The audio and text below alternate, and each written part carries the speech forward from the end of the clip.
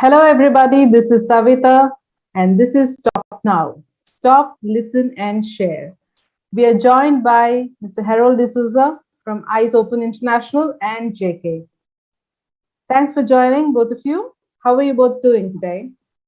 I'm doing fantastic, Savita, and thanks for the warm welcome. And thank you, Stop Now. You're very welcome, Harold. Yes, we have our man, JK. How are you doing today, JK? Savita, I was trying to hide and keep it as a secret. So you just pulled me out from the background. So I'm here to support, and thank you, Harold. Thank you for offering to partner with Stop Now.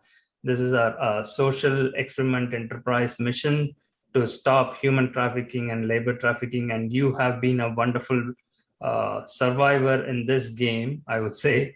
And you have been doing a whole lot of big things. You did honored us by being a special guest in a couple of our shows, but partnering with us and doing this Let's Talk, hosted by you as a show going forward on a weekly basis, that's an amazing thing. Like we wholeheartedly thank you so much, and let's begin the conversation. Wonderful. Do you like to just give a short recap of what you actually do, Mr. Harold? Maybe if this is the first time someone is watching you are watching our show for the first time, they could just give us a little background of yourself. Yeah, Savita. So I just want to share with my friends who are watching on Stop Now and globally is that I am a survivor leader and like a preacher right now because I went through the phase of labor trafficking and debt bondage. Today, my passion is to be the voice, courage, hope, and freedom for all the victims, survivors, vulnerable populations, and community members globally. It's a happy moment for me today. Like Eyes Open International is collaborating with Stop Now, JK, and you, Savita, in empowering and educating our community members in the United States of America and globally. Because labor trafficking is just the tip of the iceberg. You know, after drugs, the biggest business in the world is labor trafficking. It's a $150 billion industry. So I think these small baby steps will lead us to combat human labor trafficking, debt bondage, sex trafficking, not only in the United States of America, but in all the other countries of the world. So I'm happy to be on the show today. I'm happy to collaborate with Stop Now. Eyes Open International is a non-profit organization. I just want to share something about Eyes Open International. It's a non-profit organization registered under 501c3 in the United States of America. We have branches in India that is under the name of Eyes Open Trust. And we have operations in 6 countries. We are planning to operate in 50 countries. The reason is that like what JK is doing and what Stop Now is doing, my goal is that to educate the community members globally and to tell them that America is the destination. It's the most powerful country in the world. That is a perception, which is true because people convert $1 into rupees, which is 75 rupees right now. But it's like Guatemala, Mexico, India, Pakistan, Nepal are the source. And there are a lot of transit countries also. But we are trying to educate people at the source and tell them to be very smart and to have the resources on their with them or on their phone. Like they should note the National Human Trafficking Hotline number. That's 1-888-373-7888. That's wonderful. So you should have a lot of stories and survivor stories. You yourself being a survivor here, I've listened to your stories before, and it's quite very inspirational. So, what are your latest additions from the time that we spoke last time? I think the latest addition is that we are working with a couple of victims here. In cases of, it's a lady of domestic violence, which happened in New York. And right now she's got a work permit. And we are working on her passport. So we are working with the victims at grassroots level. That's number one. Number two is that Eyes Open International just got nominated or awarded yesterday for the Rashtriya Prerna Award 2021. Wow, and congratulations on that. Yeah, thank you. So Hriday Rawal my regional director received it on behalf of Eyes Open International. I think those are the proud moments. Like, we are trying to collaborate with the Indian government in India to work on operations. Like, number one is like to start a national human trafficking hotline number. Right now we have one, but that is of Eyes Open International. And we are looking out, like, in partnering with all the community members in India, like the LGBTQ, the vulnerable population. There are a lot of girls who are on the streets and who have been very potential victims of sexual abuse. So we are already working with a non-profit called Cloudy Nivas in Halol, Gujarat, India, where there are 40 girls from the age group of 6 to 18 years old. So on this show, I want to share with all my audience, even in the US and globally, that how every individual can make a difference to the community, like what JK is doing or what Stop Now is doing. Even if you're a housewife, even if you're sitting in the house, and in case you're a philanthropist or a professional like a doctor, lawyer, you can contribute. It's not always about the money. Even you can share your professional career or your professional talent with us. Like, person who's a counselor, they can counsel some victims. So that is what I'm trying to say. So these girls, the cost of one girl is 15,000 rupees, 15,000 per year for lodging, boarding, medical, everything. And if you convert that into dollars, it is just $200 for 1 year. But for individuals like you and me to save $200, and donate is I would say pretty easy. Like, if I don't go to some couple of restaurants in a month, I can save that money and donate that. And we have sponsored a couple of girls there, and a lot of companies in India, like Deepak Acharya, he is the CEO of Ionex in India, right? So they have constructed and built restrooms, Savita and JK, for the girls, but there was no proper hygienic restroom. There were restrooms, but they were not to the mark. So he constructed brand new and made all the drainage systems and wash basins and everything. And so these small things matters a lot. And I have told the girls, because whenever I go to India, I go to meet the girls. Last Diwali, I was with the girls at Halol on the Diwali day. And I'm inspiring those girls that, you all study well, you got a passion, you got a dream. Eyes Open International will sponsor these girls to the United States of America for higher education. So again, coming down to JK's point of H-1B visa, but I always encourage people, like, if you're talented, you have a passion, come in. Like, America is a good country. Go to Australia, go to London, go to Canada. So that is my passion, Savita. A quick note on that, Harold. I'm trying to not to question you on your show, right? And making it as more of a conversation and interaction. So we had this discussion on H-1B, right? How are we going to fix the system here?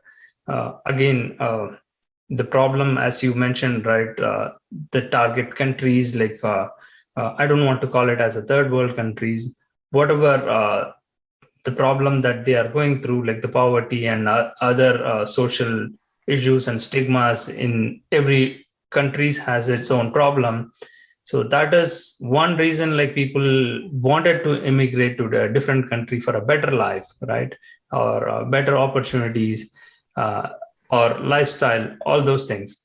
As an American right now, the complexities and the problems exist in this country. And you being a victim and a survivor, what are we going to talk about here, right? How do we fix? Like, Savita, help me out. Like, we have not so many, but handful of stories coming in from H-1B visa holders still to date that they are being abused and they are being exploited and they are traumatized. So the human trafficking part of labor trafficking that you are expert in, how do we change the system? Like, do you think, like, we can talk about those stories, expose those stories, and case by case, right? I don't want, like, to generalize and say, like, okay, everything is bad and also we cannot fix this, right? You are fighting it out hard and you think that, like, you can win this fight and make the Congress and the Senate members to realize that this program has to be overhauled or it has to be abolished. So I am siding with the banning of it. That's why like Stop Now as vigorously promoting that with the help of a sponsor to stop the H-1B program. So let's hear one of the story. Savita, can you share that, or you want me to share it? You can share the story, and then I can share the documents, and let's ask give his comments. Right, he is the expert on that. He has to judge whether this story falls under the victim, or is it just one other story. How do we understand that? So we are talking about a candidate who joined the company. This is 5-6 years ago story, which ended in 2019, but still the answer has not been received yet. So it's still under investigation. So the story begins in May 2016. So the candidate joined the company and his H-1B visa was approved in the following month. So he was placed under this project and he started to work for this client in August 2016. So August 2016 is the crucial here. So he received the offer letter and he started the payroll. Everything was good. He was in the great company. He was in a great country. And from 2016, it was better process.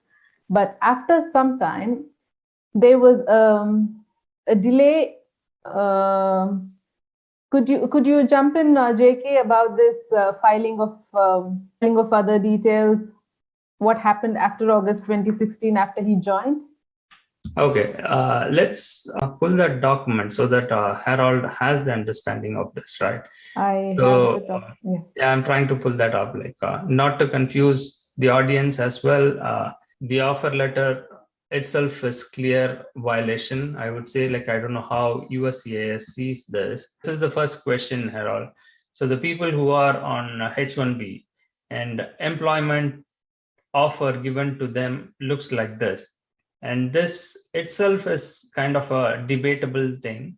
And you have to tell us whether this has a legal relevance or what we are talking here. But as per the story, the person was offered employment, right, in May 2016.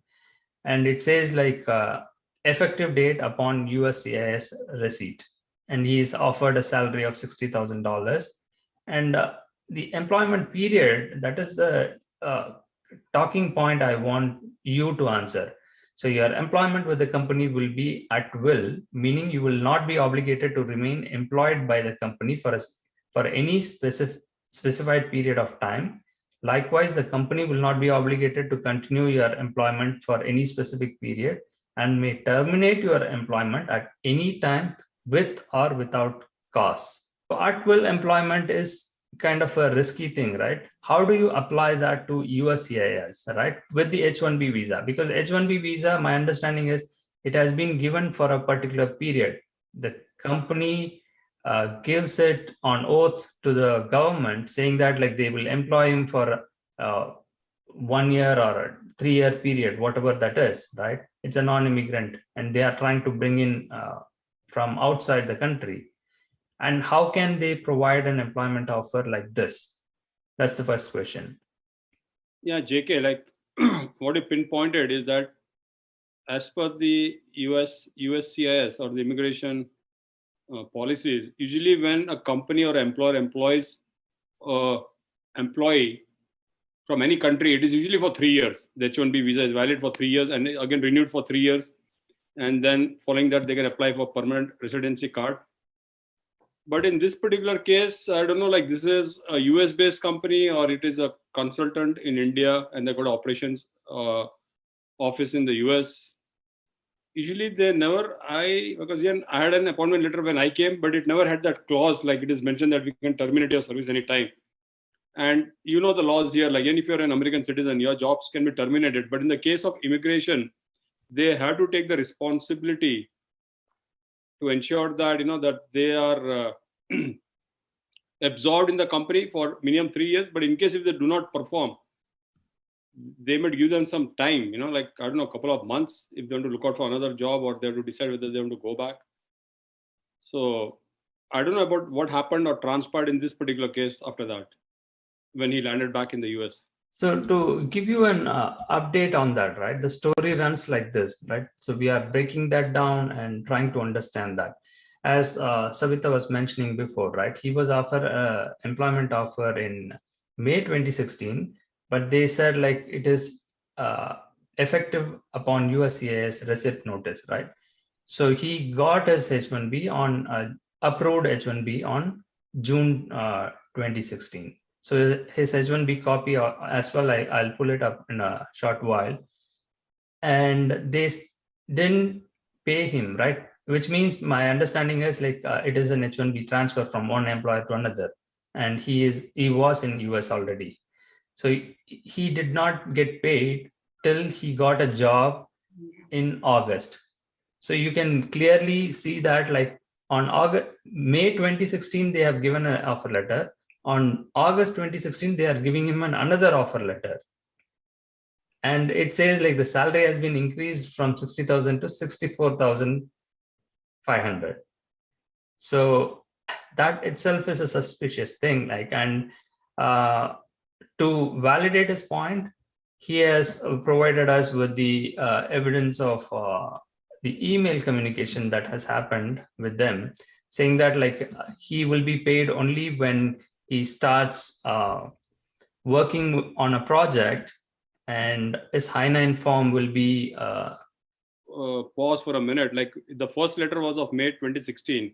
So he got the visa on that letter, the first letter, and when did he land in the US? He was already in US. That's what. Oh, so he was already in US, but he didn't join like the company. They kept him in bench. That's what the story is. Like they kept him in bench, and his H-1B copy came only in July, approved notice, right? And they mentioned it like your payroll will start once we receive your I-9 original copy to AKT office. So that is, they haven't started him paying because he has joined the company, and you can see the visa, right? You said he joined the company because he was already working for the company? Yes.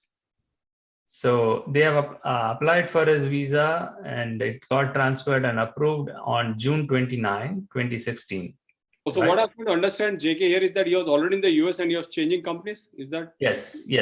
That he was not coming from India. He was already in the US and he was changing companies from one company to another. Yes, that is right. Okay, now I got it. Okay. So his visa validity period is like from June 2016 to May 2019, right? So which means also before that, I think there was a delay in filing his I-9 form. Yeah, so that's what I'm trying to get at. So Harold, help me out to understand this case. So which means his visa has been approved and he has joined the company as per the offer letter, and he should have been paid, right? Starting from June, he should be paid. Legally, the H-1B employer has to pay him no matter whether he has a project or not, but they haven't paid him.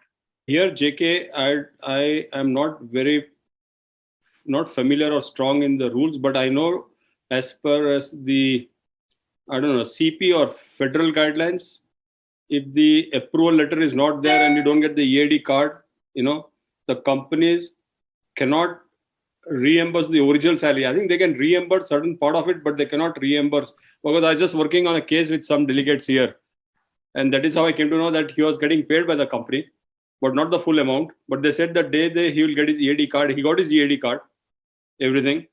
And because his EAD card came to my house and I forwarded it to him and is in another state. But the company is a good company. They are reimbursing the entire arrears from the day he joined with the salary they had committed, because they said that as if they do not have the EAD, the exact employment letter, they cannot give that salary.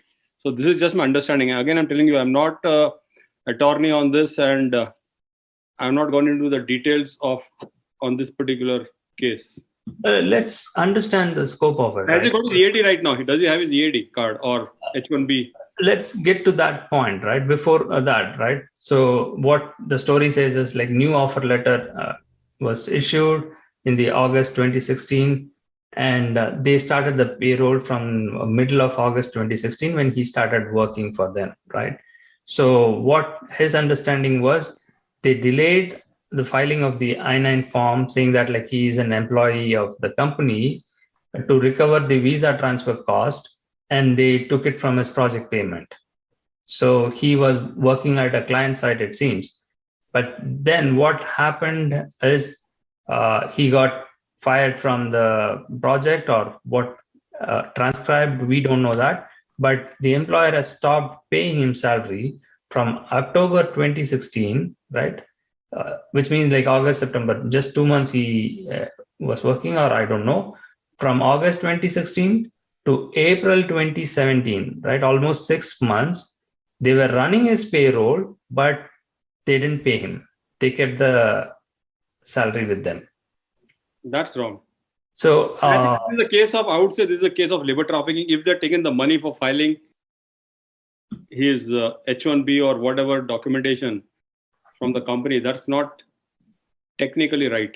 The company cannot take back. It's like a kickback. You cannot take back anything from the employer, because the employee is working for you. It is the responsibility of the company to take care of their employees. Yeah, absolutely, right. So what happened in this case is like, again, with Department of Labor, he has filed a report, right, that H-1B is being abused, and he has shared that copy as well, right. He has reported the abuse and violation with Department of Labor as well as USCIS. But within this time frame, right, he was offered a offer letter again for the third time in January 2017, right? When they were running his payroll and keeping him in status and not paying him, they were giving a new offer letter for a different project location. And it's like he has been asked to go to different location without being paid. I don't know how he survived for 6 months even without getting paid. That's a big question. And in fact, it was told that he paid every month to run his payroll to keep the H-1B visa status. So he again, because the third offer letter we are speaking about, when we started in May 2017, so Jan 2016. So in Jan 2017, he got his third offer letter for a different project in a different location, but they were informed that the project was terminated by the other side. So by the client, so without any reason. So again, he was without a job because it was said the client has withdrawn the project. So again, he has been given an offer, but it was told the mistake is from the other end. So again, there's no job. So this is the surprise part in the third offer letter, right? So it says like his salary has gone down again back to 60,000. First it was 60,000 and then it was 64,500 per annum. And then the third one, it has come down to 60,000. And the interesting thing I noted is like the first two had him as a QA analyst. And the third one, he has become a technical project manager. With a lesser salary. How does that happen? All the other wordings, terminologies, terms and conditions, employment period, everything remains the same. So I really don't know what to say. It's a clear-cut proof that it's a fraudulent company and they are engaged in some malpractice.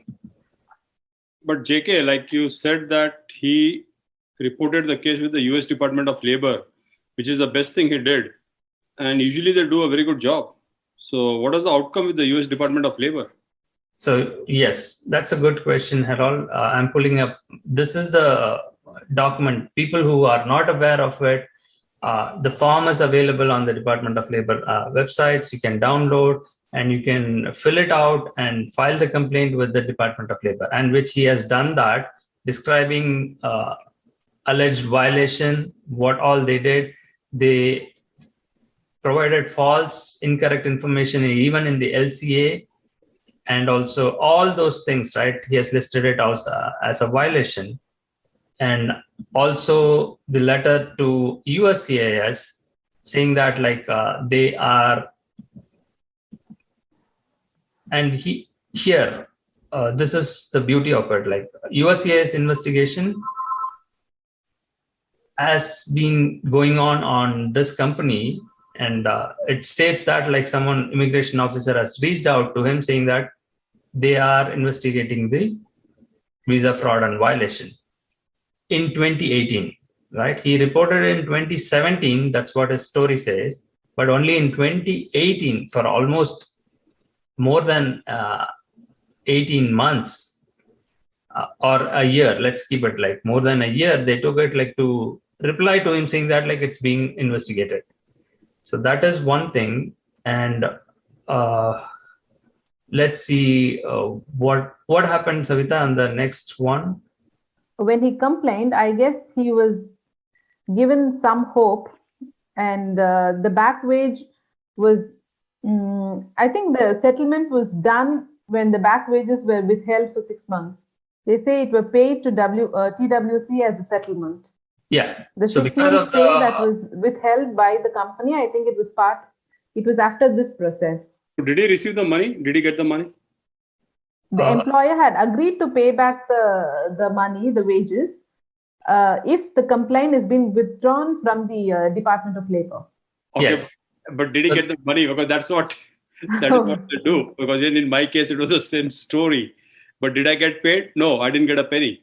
These people are very smart and that's what I came to know from the immigration department, JK and Savita, that there are so many, I don't want to name it, and they give me examples, and I've seen that. Then they file for bankruptcy for the company. So they personally are multimillionaires. The traffickers or perpetrators or the employers. It's not that they do not have the money. They have the money, but they know all the loopholes, all the laws. So I wanted to understand here, did he get the money? Because that is again very important. But again, it's for one employer. They're not going to file bankruptcy on this. But do we have any information about when did he receive the money? Point here, right, Harold? Again, the question is not about money, right? If it is about just money, you are saying that like it can be justified and the fraud and illegal things can continue. The question here is like, do they get prosecuted? And also what the Department of Labor is doing, that is the heartbreaking thing in the story, because they have sent a letter, and he mentioned that like they have sent it like every month for almost a year from 2019 to 2020, saying that an investigation is currently in progress. At the conclusion of the investigation, you will be notified. So I want to understand that piece. And still date, like even it's been more than 2 years that Department of Labor has been investigating it. And they did mention that since he was paid, right? I think this company is based in Texas. So he has filed a complaint with Texas Workforce Commission, to whom the employer has agreed to settle the amount they were withholding, right? Running the payroll and not giving to the employee is a serious crime. So that is where like they have agreed to pay him the money that they have run as a payroll. So that is where the settlement has happened. And they agreed to continue his employment, and he was on another project, and appointment letter 4 was given in May 2017, and he started working. And what he was saying is like he was again harassed by them. After 6 months, they stopped his payroll. Not just stopped his payroll, they asked him to give a leave letter saying that like he is going to India for 2 months and he will not be paid, so that he can stay back here and find a project. And meanwhile, he was working in a different state. A lot of violations and criminal activity has happened, but nothing they have taken into account. And they just continued like to say that like, because he has complained it to DOL and Department of Justice. And the fun part is Department of Justice replied back saying that like they don't have jurisdiction with the H-1B visa cases. Only Department of Labor has to investigate, and they fall under that category because H-1B visa holder are not on par with citizens. and they will not take up that case, it seems. So I am lost on that. And also he has taken that to further level, right?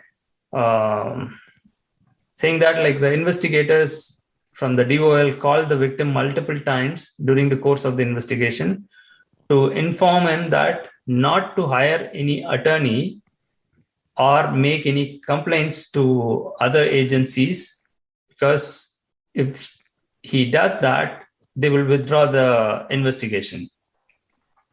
And that was totally an absurd thing I have never heard anywhere. So why would any investigator will say that? No, when you file a case with the Department of Labor, protocols like when you're filing a case on a particular salary bracket, it goes to the Department of Labor. And if it is below a certain bracket, it goes to the wage and hour division in that particular state. And they have their own attorneys for this particular case, only for wage and hour. So they are right in their way. They say that when the case is going on there, they have their own attorneys, and they might have given the name of the attorneys to this delegate. I really commend this gentleman, whoever is fighting this case. And that is what we want. We want more people to come out with this case, because nobody comes out rigorously and follows up on this particular case, So this is a very good thing JK and Stop Now is doing, that you have one concrete case on hand. So there are, I think, like hundreds of such cases, but people are not coming out and sharing for loss of time or money, and maybe like they have faced challenges of getting deported. I don't know what the challenges are, but this is a very classic example of this case. And like you said, they have their own attorneys, because when my case was there, I knew the attorney very well. I don't know if this gentleman has met these delegates, whether the Department of Labor, I saw the name down, and even from wherever the letters came, because I always believe that you got to fight your battle, because with emails and all, that's fine, but having a personal meeting with them, going to their office, talking to them, makes a huge difference. And he might have done it. I'm not saying that he might have not done it. But 2 years they're not responded. That wage and hour, I'm myself very surprised, JK. But it's and still there's no update till today. Yeah. So the last year update, the continuation of the story says like he got a letter from DOL saying that like H-1B, there is no violation from his employer, and they asked him to appeal to OALJ, Office of Administrative Law Judge, I believe, and in September 2020. Meanwhile, the company has moved their headquarters from Texas to Oklahoma, and he says that like they have he has the company list of employees and all those documents because they gave a letter to him saying that like you're going to India to the consulate to get it stamped and take a leave. In that period, he got documents from his employer saying that the company was originally registered in Connecticut, I believe, or New Jersey.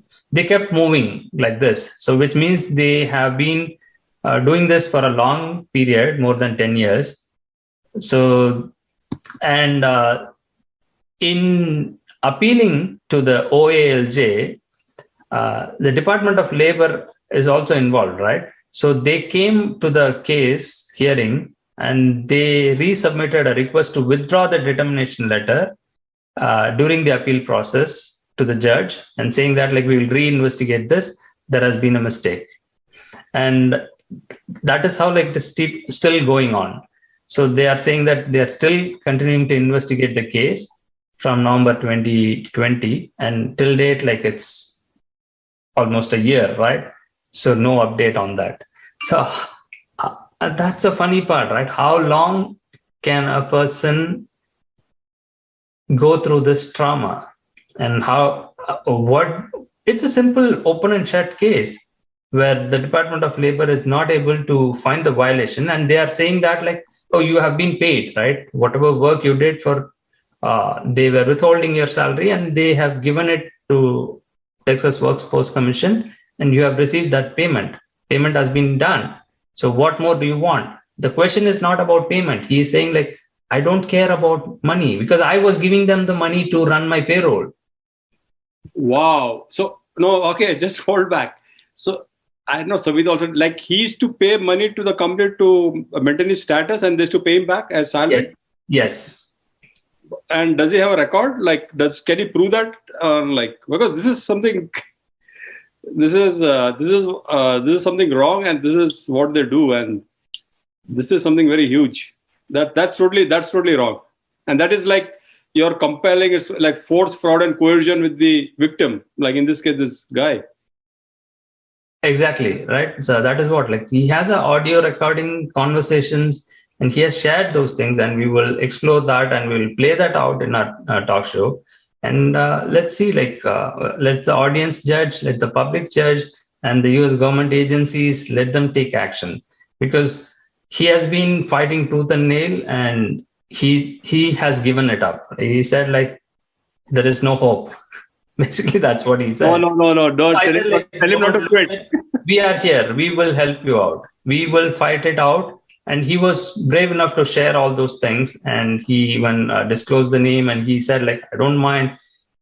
So that's why, like, I'm taking this case as a first one.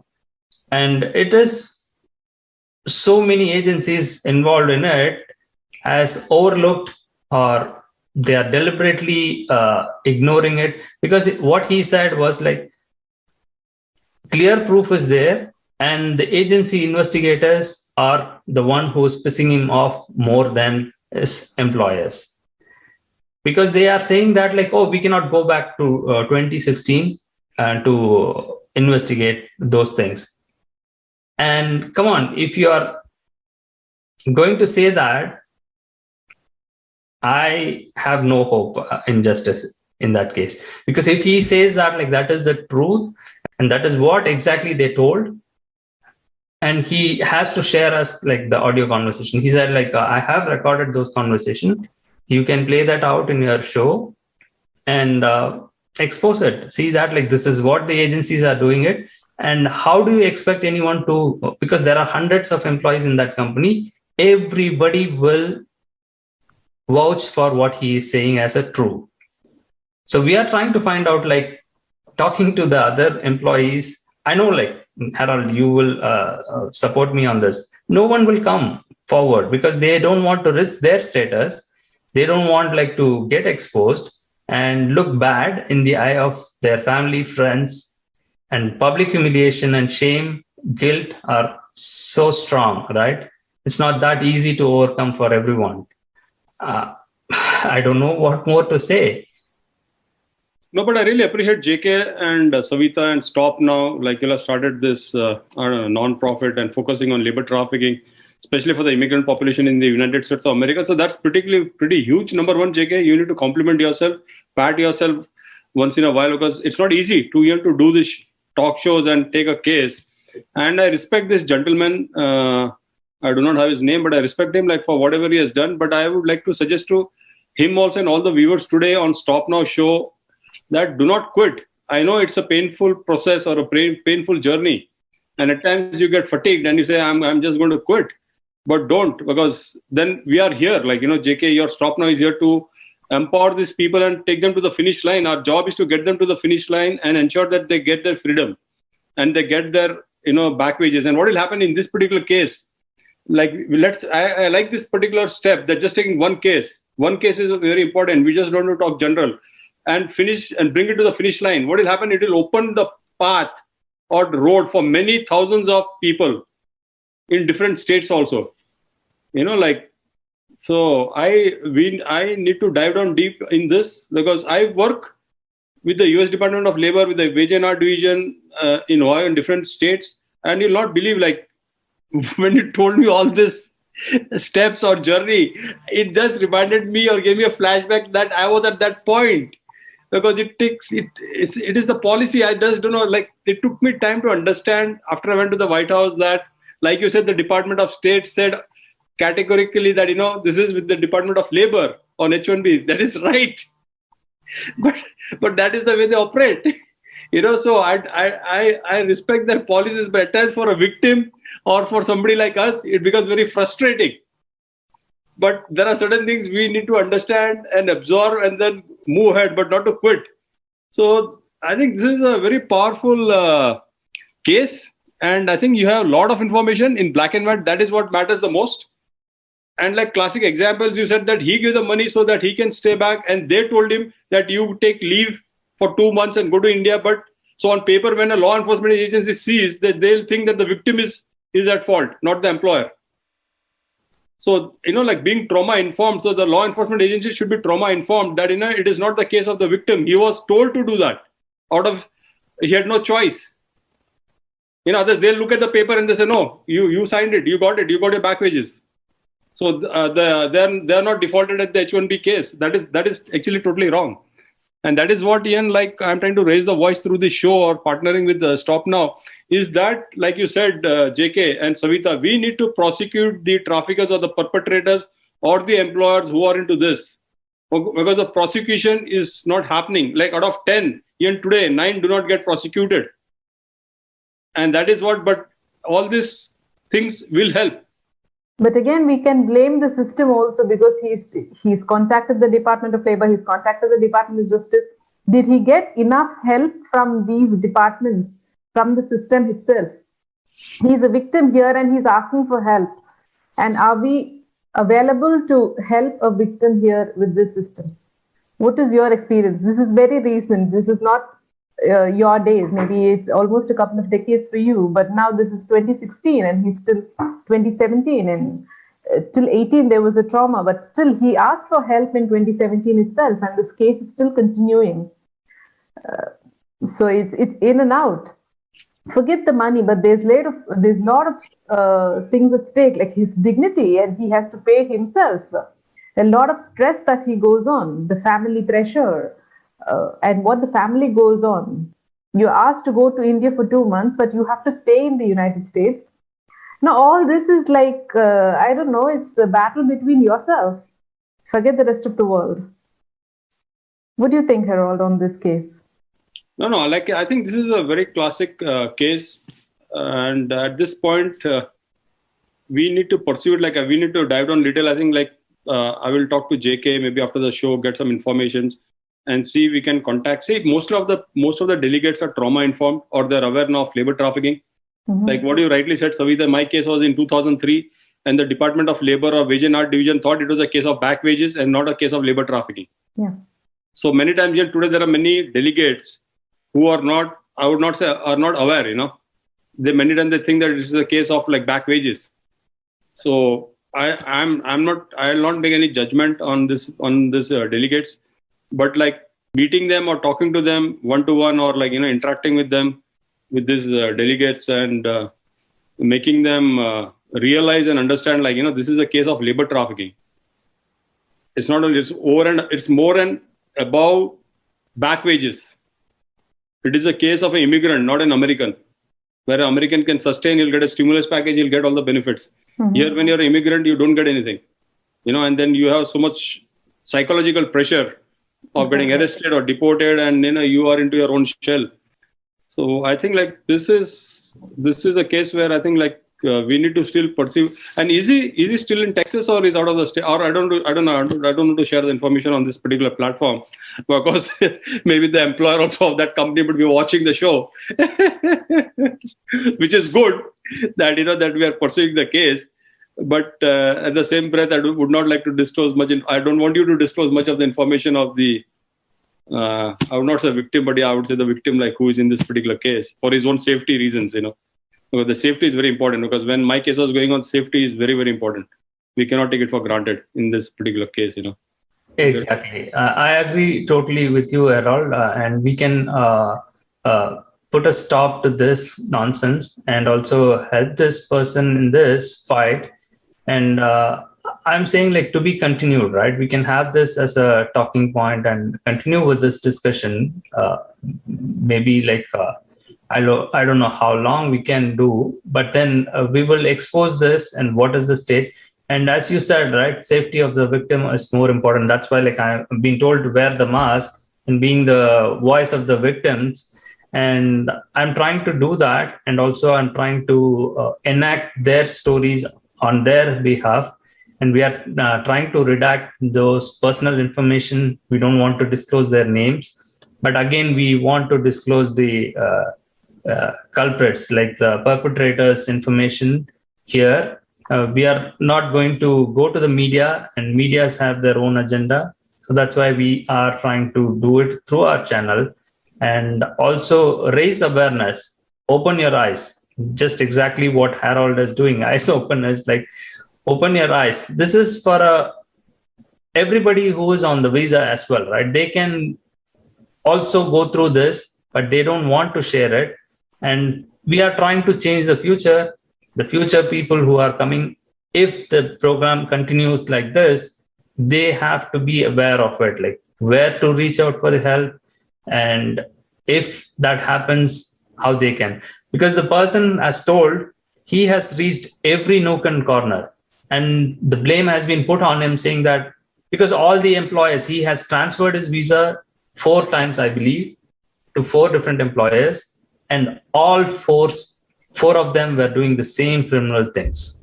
So he has got so fed up, and one agency, I don't know which was helping for trafficking victim or T visa or U visa that you are expert on, Harold. He reached out with an attorney, and the attorney has asked him like to pay him like $6,000 or $7,000 to get that visa, and he backed out saying that I could have paid that money to my employer to get me the green card. What the heck am I doing here? So he said like I don't need. Let me be an illegal. That was his final decision, I believe. So that's the tragedy of this story, and it's an ongoing thing. Let's hope what best we can do out of this. But I'm happy, JK and Savita, that you're in touch with this gentleman, right?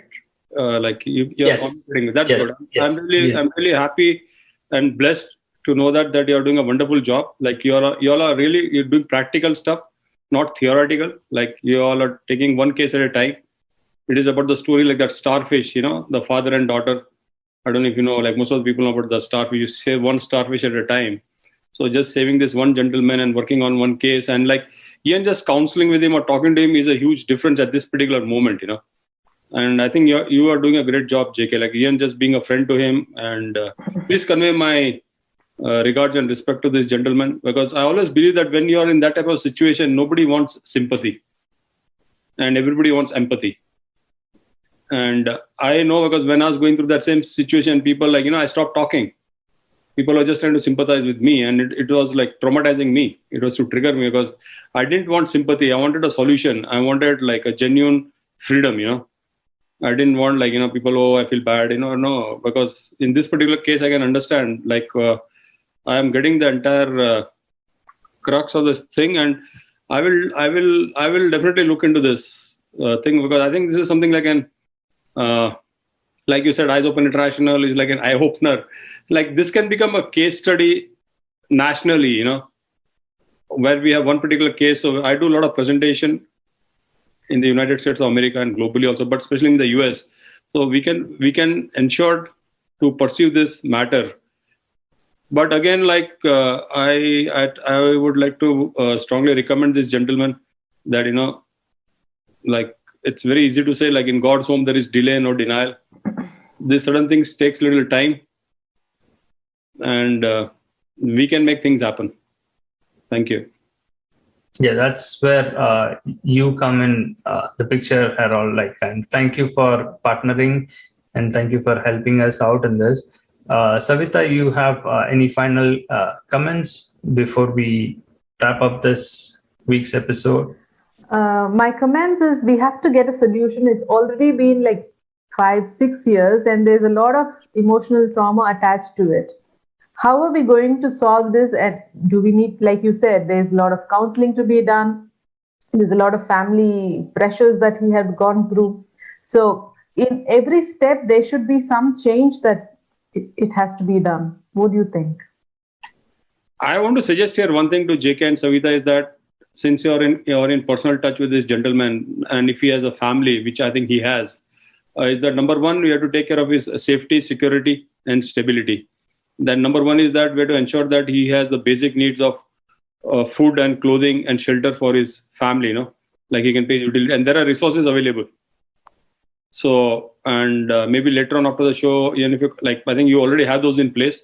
That's one. Number two is counseling. Counseling is very essential. Whenever I do presentations anywhere in the world, I always tell, and I still go for counseling. I said very proudly, and counseling is not a sickness. It's not mean that I'm mentally sick. It makes me feel better. I think I become more positive. So I still go for counseling on regular basis, and I'll be honest to tell that I go to counseling with the Sisters of Notre Dame. So you have to find your own comfort level where you can go for counseling. So I find more comfort level with the sisters because when I grew up as a child, I went to Convent of Jesus and Mary Girls High School. So the sisters were there. So maybe that thing has just made me more comfortable. And I think I can talk honestly all my issues with them. And that is how it has changed me. So like counseling is a must, and he can even counsel with JK and you, like this gentleman, or with anybody, and which I think JK might be doing, and that's why he's taken up the case. So I think one is the food, clothing, shelter, and the utility bills. The other is the counseling. The third is very important. Is I would say is the medical. Like the blood pressure, dental, vision, and diabetes. These certain four things victims get it complimentary. I always tell that.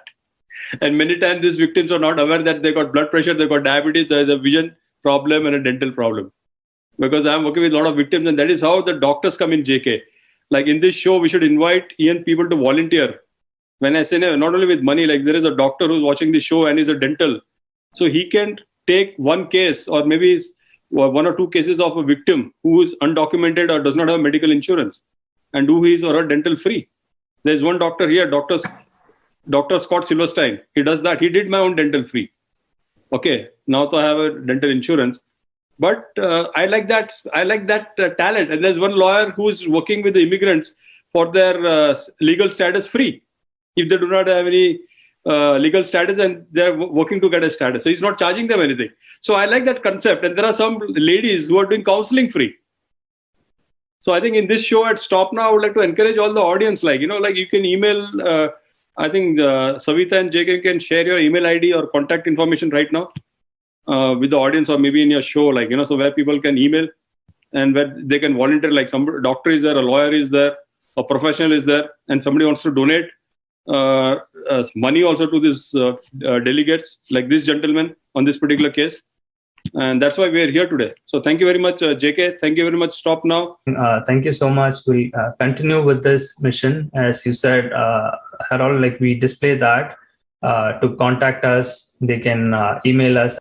The number is also displayed there, and we will reply back within 24 hours and we'll reach out to them. And as you said, we are trying to bring in psychotherapists and other professionals as well, attorneys, to talk about these issues, these cases, and how we can help them out and how we can find a solution to these problems. Maybe in the next episode, we are doing some social experiment, how discrimination is happening based on nationality, race, and gender, and how people who are on H-1B cannot transfer the visa to another employer or get another job easily when compared to US citizens or green card holders.